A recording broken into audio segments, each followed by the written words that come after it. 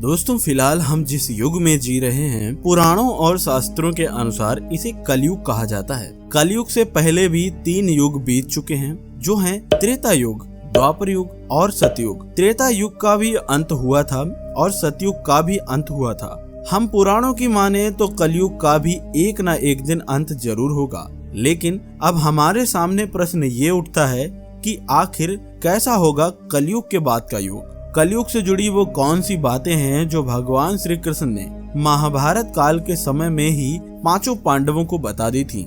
इसके साथ ही भगवान श्री कृष्ण ने पांडवों को कलयुग के इंसानों से जुड़े ऐसे रहस्य भी बताए हैं, जिनको सुनने के बाद आप दांतों तले अपनी उंगली दबा लेंगे। अगर आप भी इन रहस्यों के बारे में जानना चाहते हैं तो वीडियो को बिना स्किप किए हुए शुरू से अंत तक पूरा देखें।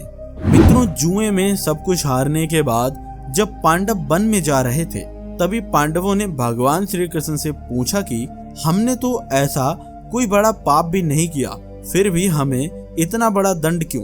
तब श्री कृष्ण ने कहा, प्रिय पांडवों, द्वापर युग अपने अंतिम चरण पर है। यह सब जो हो रहा है वह आने वाले कलयुग का प्रभाव है।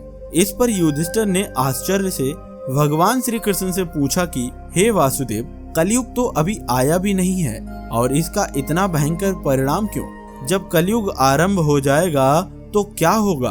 भगवान श्री कृष्ण ने कहा, आप सभी भाई वन में जाइए और वहाँ जो कुछ भी दिखे वह आकर मुझे बताना। मैं उसी के आधार पर आपको कलयुग के गति के बारे में बता पाऊंगा। भगवान श्री कृष्ण के ऐसा कहने पर 5 भाई वन में अलग अलग दिशा में चले गए। 5 भाई वन से जब वापस लौटे तो हर कोई वन के दृश्य को लेकर हैरान था। वन से लौटने के बाद 5 पांडवों के मस्तिष्क पर एक सिकंद दिख रहा था। वो किसी उलझन में पड़े हुए नजर आ रहे थे। ये सब देखकर श्री कृष्ण ने कहा, हे प्रिय पांडवों, आप सभी किस सोच विचार में मग्न हैं? मुझे बताएं, अगर संभव होगा तो मैं आपको उसका समाधान अवश्य दूंगा। तो छोटा होने के नाते सबसे पहले सहदेव ने कहा, हे माधव, जब मैं वन में भ्रमण कर रहा था तो उस समय मैंने देखा कि वहाँ 6-7 कुएं थे और आसपास के कुएं में पानी है, किंतु बीच का कुआं खाली है। बीच का कुआं सबसे गहरा है, फिर भी उसमें पानी नहीं है। ऐसा कैसे हो सकता है और अर्थात इसका अर्थ क्या है? आप मुझे समझाइए। इस पर भगवान श्री कृष्ण बोले, कलयुग में धनी लोग लड़के तथा लड़कियों के विवाह में, छोटे बड़े महा उत्सवों में, सत्ता के लालच में बहुत ज्यादा पैसे खर्च कर देंगे, किंतु अगर किसी भूखे को देखेंगे तो उसकी सहायता करने में व्यक्ति को कोई भी रुचि नहीं होगी। उनका अपना सगा ही भूख से मरेगा, फिर भी वह लोग उसे देखते रहेंगे। दूसरी ओर मौज मस्ती, मदिरा पान, मांस खाना, सुंदरता, यौवन और व्यसन में लोग पैसे उड़ा देंगे, किंतु किसी के 2 आंसू पोंछने में भी किसी को रुचि नहीं होगी। कहने का तात्पर्य ये है कि कलयुग में अन्न के भंडार होंगे, लेकिन लोग भूख से मर जाएंगे। श्री कृष्ण के मुख से इस तरह की बात सुनकर सहदेव एक पल के लिए काफी दुखी हो जाते हैं, लेकिन वे इस कटु सत्य से भी मुंह नहीं फेर सकते थे। इसके बाद भीम की उत्सुकता कलयुग के बारे में जानने के प्रति काफी अधिक बढ़ जाती है और वह श्री कृष्ण से पूछते हैं कि हे मधुसूदन, मैंने वन में देखा था कि एक गाय अपने बछड़े को इतना अधिक चाटती है कि उसके शरीर से खून निकलना शुरू हो जाता है, ऐसा क्यों? इस पर श्री कृष्ण कहते हैं कि हे भीम, जैसा कि तुमने देखा, एक गाय अपने बछड़े को इतना अधिक चाटती है कि उसके शरीर से खून निकलना शुरू हो जाता है, उसी तरह कलयुग में भी माँ बाप अपने संतान पर इतना अधिक प्यार लुटाएंगे कि उसका कभी विकास नहीं हो पाएगा। कलयुग में माँ की ममता अपने बेटे को इस कदर मोह माया में बांध कर रख देगी कि उसका पूरा जीवन नष्ट हो जाएगा। अगर किसी का बेटा अपना घर-बार छोड़कर साधु बनेगा तो लाखों लोग उसके दर्शन करने के लिए जाएंगे, लेकिन जब अपना ही बेटा घर-बार छोड़कर सन्यासी बन जाएगा तो वो लोग रोएंगे, विलाप करेंगे कि बेटा हमारा गलत रास्ते पर चला गया। भगवान श्री कृष्ण जीवन की वास्तविकता को बताते हुए कहते हैं कि मनुष्य को यह समझना होगा कि तुम्हारे पुत्र तुम्हारी अमानत नहीं है, बल्कि तुम्हारी पत्नियों की हैं और पुत्रियां उनके पतियों की हैं। तुम्हारा शरीर मृत्यु की और आत्मा परमात्मा की अमानत है। भीम के बाद अर्जुन ने कहा कि हे माधव, मैंने जो देखा वह तो इससे भी अधिक आश्चर्यजनक था। मैंने देखा कि एक पंछी के पंखों पर वेद की रचनाएं लिखी हुई हैं और वह पक्षी एक मुर्दे का मांस खा रहा था। इसका क्या अर्थ है? इस पर भगवान श्री कृष्ण ने मुस्कुराते हुए कहा कि कलयुग में ऐसे लोग होंगे जो बड़े ज्ञानी और ध्यानी कहलाएंगे। वे ज्ञान की चर्चा तो करेंगे लेकिन उनके आचरण राक्षसी होंगे। बड़े पंडित एवं विद्वान वे लोग कहलाएंगे, किंतु वे ये देखते रहेंगे कि कौन सा मनुष्य मर जाए और हमारे नाम संपत्ति कर जाए। चाहे कितने भी बड़े लोग होंगे, किंतु उनकी दृष्टि दूसरे के धन और पद के ऊपर ही रहेगी। और सत्पुरुष तो बहुत ही कम कलयुग में देखने को मिलेंगे। कलयुग में इंसान मेहनत से धन अर्जित करने की बजाय दूसरों के घरों में चोरी करना और दूसरों की संपत्ति पर जबरदस्ती कब्जा करने वाला हो जाएगा। अर्जुन के बाद अपनी जिज्ञासा को शांत करने के लिए नकुल श्री कृष्ण से पूछते हैं कि हे भगवान, आप मेरी जिज्ञासा को भी शांत करें। मैंने देखा कि एक बहुत बड़ी चट्टान पर्वत से गिरी, बड़े से बड़े वृक्ष भी उसे नहीं रोक पाए, किंतु एक अत्यंत छोटे से पौधे का स्पर्श पाते ही वह चट्टान वहीं के वहीं रुक गई। ऐसा क्यों?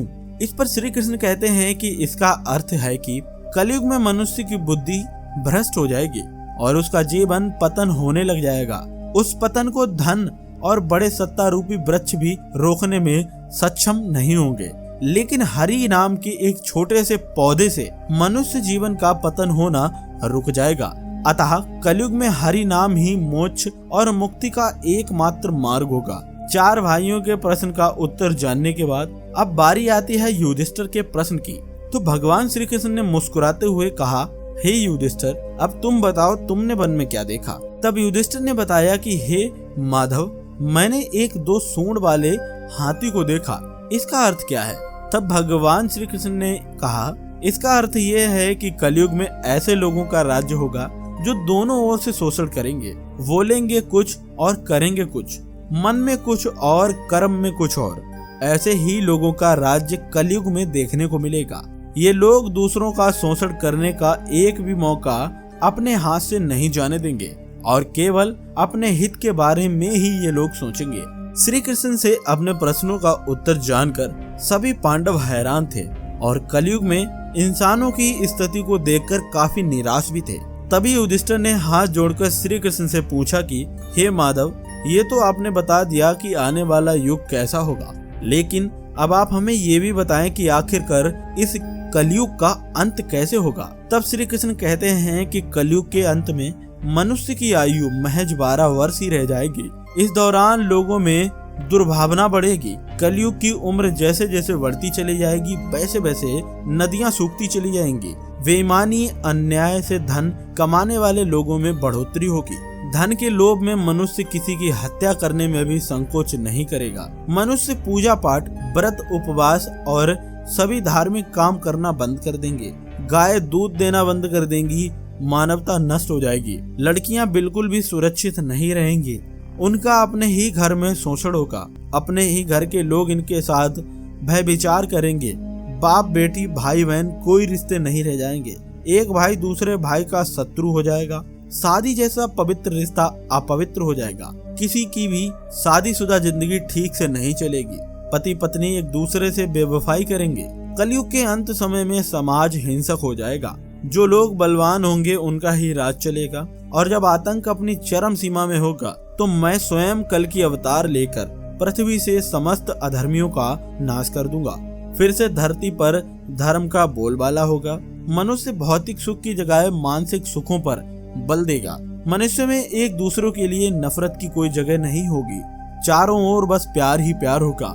मानवता की पुनः स्थापना होगी और मनुष्यों को परम ज्ञान की प्राप्ति होगी। लेकिन सतयुग आने में अभी काफी लंबा समय है, तो क्यों ना हम लोग कलयुग में ही अपने धर्म और कर्म से सतयुग की तरह जीने का काम करें। क्योंकि ग्रंथों में भी इस बात का वर्णन मिलता है कि कलयुग में जो भी लोग धर्म और कर्म पर विश्वास करेंगे उन्हें सतयुग की तरह ही सुख प्राप्ति होगी। इसीलिए अपने जीवन को सुखी बनाने के लिए आज से ही हरि का नाम जपना हम शुरू कर देते हैं। तो दोस्तों, फिलहाल इस वीडियो में बस इतना ही। उम्मीद करते हैं आपको ये वीडियो पसंद आई होगी। यदि आपको ये वीडियो पसंद आई है तो वीडियो को ज्यादा से ज्यादा लाइक करें अगर आप ऐसी वीडियो और देखना पसंद करते हैं तो आप हमारे चैनल को सब्सक्राइब जरूर करें। हम मिलते हैं आपको अगली वीडियो में, तब तक के लिए धन्यवाद।